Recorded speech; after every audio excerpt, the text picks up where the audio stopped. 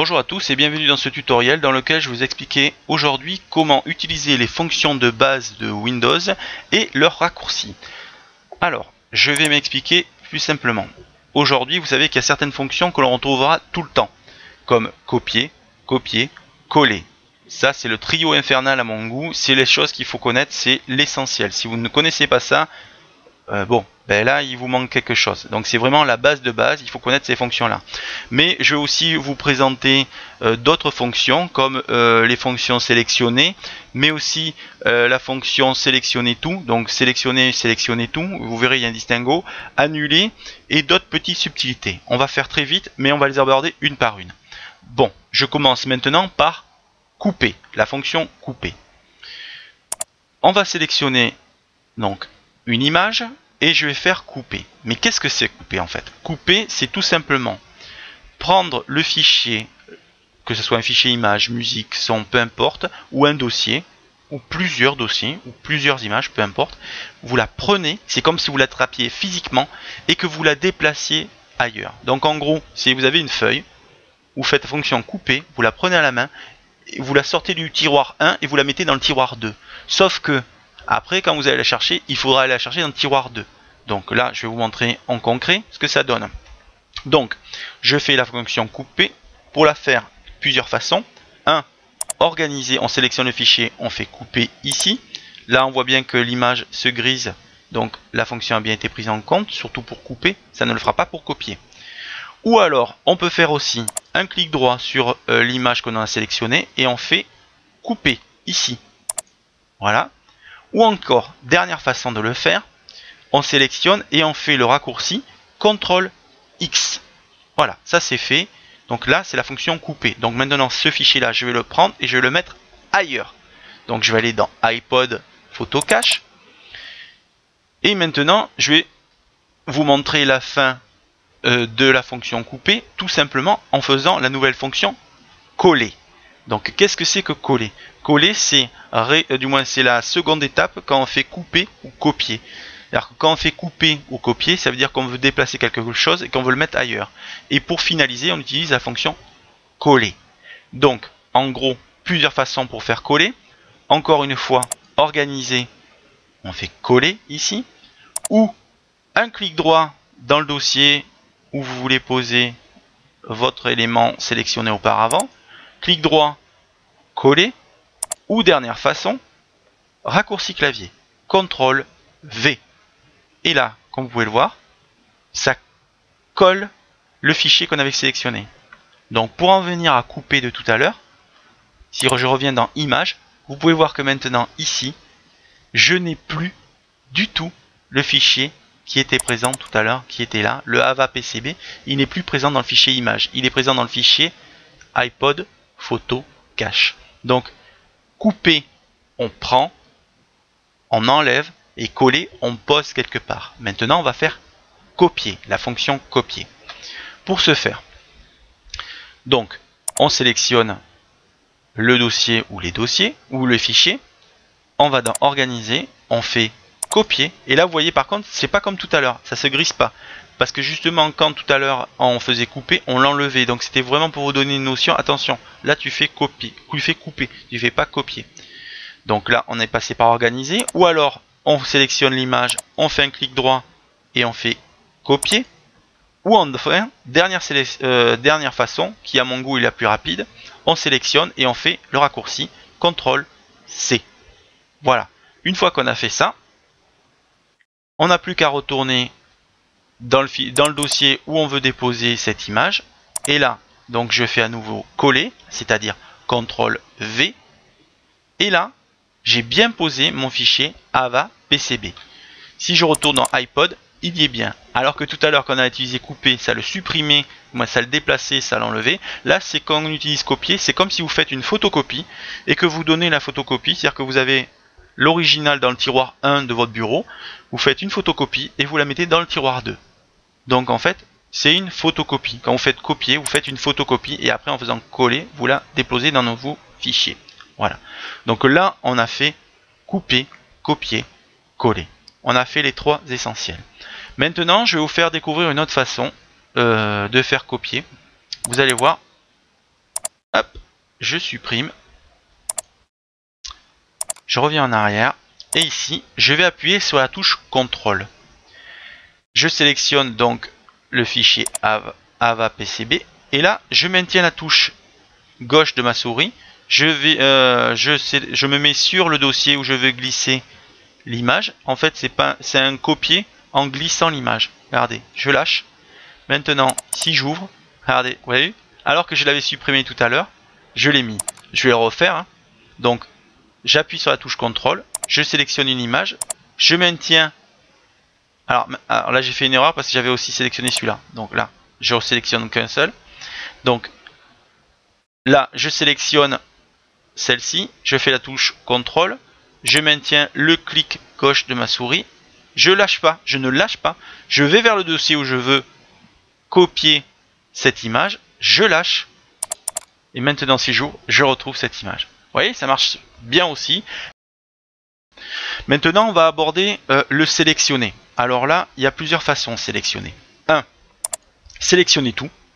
Donc, plusieurs façons pour faire sélectionner tout. En gros, ou vous faites un clic gauche de la souris en bas, vous maintenez, vous étirez, hop, et là, ouais, j'ai sélectionné tout. Bon, ça c'est une méthode qui est pratique quand il n'y a pas beaucoup de fichiers. Là j'en ai 45, donc c'est pas très compliqué. Maintenant, imaginons que j'ai 1500 fichiers. Je vais pas m'amuser à faire ça, à scroller, ça va être ennuyeux. Eh bien, il y a une fonction toute simple qui s'appelle, on va dans Organiser, on trouve Sélectionner tout. Donc, je clique et là ça me sélectionne tout. Mais cette fonction, je la trouve aussi ailleurs, par un raccourci. Et ce raccourci, c'est CTRL A. Donc là, vous avez vu, j'ai fait CTRL A et ça m'a tout sélectionné. Donc ça, c'est super pratique. Après, par exemple, j'aurais pu tout sélectionner et, par exemple, mettre tout dans le fichier. Là, vous allez voir, donc je vais vous montrer une autre façon, là, c'était la fonction sélectionner tout. Maintenant, je vais vous montrer différentes façons de sélectionner des fichiers. Disons que je veuille que sélectionner cette image, cette image, cette image, cette image et cette image, pour la coller dans un dossier qui est ailleurs sur mon PC. Bah, je ne vais pas faire une par une. Tout simplement, je vais maintenir la touche CTRL. Alors, je sélectionne et maintenant, je fais CTRL. Et je ne lâche pas CTRL et je clique. Je continue à cliquer. Je continue à cliquer. Maintenant, je pourrais lâcher CTRL, mais si je rappuie et que je reclique, hop, ça m'ajoute des fichiers. Ouais, ça c'est super sympa. Si maintenant, ah ben mince, celui-là en fait, je voulais pas le prendre, j'ai toujours la touche CTRL enfoncée, je clique et ça me l'enlève. Vous voyez? Maintenant, ces fichiers-là, je veux les copier ou les couper. Je fais un clic, je choisis ce que je veux faire. Je fais coller. Et voilà. J'ai sélectionné plusieurs fichiers qui n'étaient pas les uns à côté des autres, mais ainsi j'ai pu les sélectionner tout en me permettant de les copier après. Alors ils n'étaient pas les uns à côté des autres, donc c'est super pratique. Donc ça je supprime, voilà, et je vais vous montrer une autre méthode. Disons que je veux copier toutes les images de celle-là à celle-là. Ben, vous allez voir un truc tout simple. Je clique sur la première, je vais sur la dernière, j'appuie sur la touche majuscule ou Shift, je clique dessus et là, ça me sélectionne toutes les images qui sont comprises entre la première et la dernière. Donc, CTRL va me permettre, je fais CTRL de les sélectionner des images qui ne sont pas les unes à côté des autres. Shift, la combinaison de Shift et souris va me permettre de sélectionner une série d'images ou de fichiers ou de dossiers qui ne sont pas les uns après les autres. Donc un, j'utilise CTRL et le clic de la souris, et l'autre, je fais Shift, je définis une première image, je fais du moins un majuscule et je clique sur la dernière et ça me les sélectionne. Maintenant disons qu'en fait ces trois là je les veuille pas, j'appuie sur CTRL et je les désélectionne. Ouais, c'est super pratique et ça vous fait gagner du temps. Plus que de les prendre une par une, de les copier, si ça, vous pouvez faire la sélection que vous voulez. Et vous allez voir, je vais compiler encore quelque chose de plus marrant. Donc, je vais prendre ces deux images. Et maintenant, je vais aussi prendre cette série d'images là. Donc là, je maintiens CTRL puisque j'avais besoin. Je veux garder les autres qui sont déjà sélectionnés. Je fais CTRL. Et maintenant, je vais appeler sur Shift. Et là, vous avez vu, En fait, j'ai conservé les deux premières images. En faisant CTRL, j'ai pu sélectionner la première image et après sélectionner une suite d'images en faisant majuscule et clic. Donc je vais vous le refaire à côté les unes des autres pour que vous voyez bien. Donc je sélectionne celle-là, voilà, et maintenant je veux cette image à cette image. Donc du coup, je maintiens CTRL pour sélectionner la première image. J'appuie sur majuscule en plus, je fais un clic gauche, et donc vous voyez, j'ai pu compiler d'autres images. Après, je peux le refaire, hein. CTRL. Mais là, attention, si je fais ça, ça me le refait. Vous voyez, c'est super pratique. Vous pouvez du coup sélectionner encore plus facilement. Donc là, je vous ai montré une nouvelle fonction qui est la fonction sélectionner. Donc sélectionner tout, sélectionner des images qui ne sont pas contiguës, c'est-à-dire les unes contre les autres, sélectionner des images contiguës, ou alors faire une compilation d'images contiguës et d'images qui ne sont pas contiguës. Donc vous voyez, c'est super pratique. Tout simplement en utilisant des raccourcis clavier. Donc, CTRL, vous pouvez sélectionner toutes les images que vous voulez, ou les désélectionner, puisque disons que je veux plus ces deux-là, je désélectionne en maintenant CTRL et je garde les autres. Donc vous voyez, c'est super pratique. Maintenant, je vais vous montrer la dernière fonction qui à mon goût est essentielle à connaître. Je vais retourner ici. Donc, la fonction supprime, tout le monde connaît. Hein. Donc, je vais supprimer une image. Donc plusieurs façons pour le faire. Organiser, supprimer.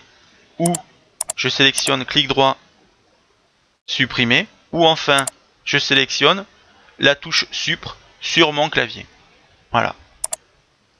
Donc il y a trois façons. Organiser, clic droit, menu. Ou encore un raccourci sur du moins une touche sur le clavier. Maintenant, je me suis trompé en fait. C'est pas cette image là que je voulais supprimer. C'était l'autre. Eh bien, vous allez pouvoir annuler l'action tout simplement en faisant organiser, annuler ou le raccourci CTRL Z. Et voilà, ça annule la dernière action. Alors attention, si vous faites par exemple, je supprime cette image, voilà, je la supprime. Ok, maintenant celle-là je la copie, je la colle. Si je fais CTRL Z, ça va supprimer la dernière action. Du coup, je ne vais pas pouvoir absolument, c'est pas, ça supprime vraiment la dernière action. Donc là, j'ai fait copier tout à l'heure pour ajouter une image. Ben là, vu que je veux revenir en arrière, et ben il me dit, ben, on va supprimer cette image. Et vous voyez, ça me supprime l'image. Donc c'est vraiment une fonction annulée. C'est le dernier acte que vous avez fait. Donc là, je vais venir dans la poubelle. Je vais restaurer cette image. Voilà. Mince, j'ai pas restauré la bonne. Alors, hop.